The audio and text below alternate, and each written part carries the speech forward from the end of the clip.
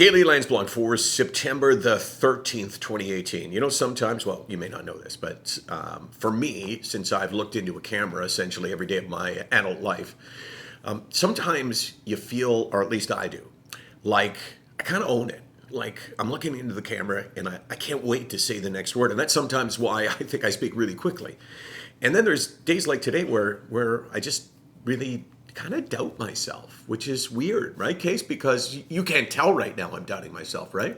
No. You couldn't tell before. I also want to know what you're wearing. What do you mean? What's on your shirt? Oh my God, I didn't change from work. Oh my God. Okay, so I guess I should explain this. So I host a radio show, and my partner is a guy. Back so we can see the full thing. My partner is a guy named Carlo Koliakovo who played for the Toronto Maple Leafs. His brother makes T-shirts, so he made Carlo a T-shirt of me with an afro and a beard, and he made a T-shirt, or that was for Carlo, and he made a T-shirt for me of Carlo, which I didn't realize I was still wearing. You could have told me beforehand. You saw it too, didn't you? Yeah, I saw it. All right, so I'm back and rolling. I'm back and rolling. Nothing can stop me now. I got my confidence for some reason. Thanks for doing that, Case. Yeah, someone should get to that. Carrie, you want to get to that? What? You want to get to that? To what? Brando. Just quiet him down. I'm trying my best. Okay. So there's two things that I wanted to talk about today, two examples I want to give you. And one is absolutely as painful as anything you can possibly read. It was posted on our Facebook page. And it's from a mother who writes about her son Harry's suicide 2.5 months ago. And she posted his suicide note.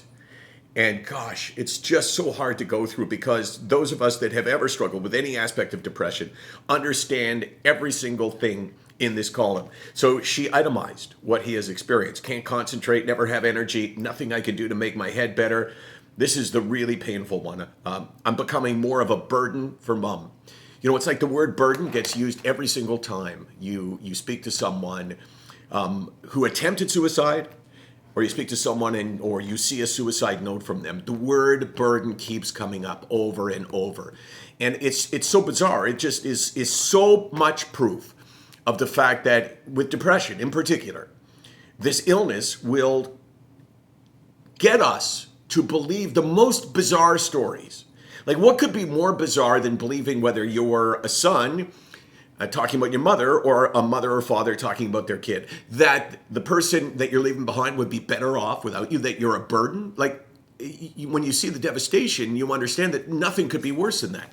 So take a look at that on our Facebook page, but also mitigating that and kind of balancing off is an Instagram posting that was directed towards us, and it's Maya Stock. That's M-A-I-A Stock, S-T-O-C-K on Instagram. And there's a picture of her. She's sitting outside on a bench. She's still on an intravenous. She attempted suicide.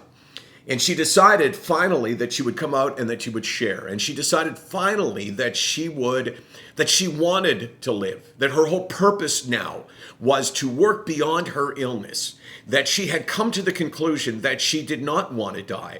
And it's so powerful. You have to check it out. And so here I am looking through all of this, and I see this horrible note from a young man who ended his own life, and it was published by his mother. And then I see it was suggested by the father of Maya that I take a look at this.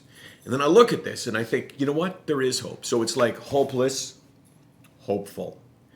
Whenever we need to discuss the word suicide, so important just to say it, to talk about it, to learn about it, to learn from people like Maya who were there at the edge, tried to go over the edge and came back. And the tragedy of Harry, who died, who will never come back. But at least we can use his words to understand better what was going on in his head. SickNotWeak.com, 24 hours a day, 364 days a year. We're here because we have got so much to learn.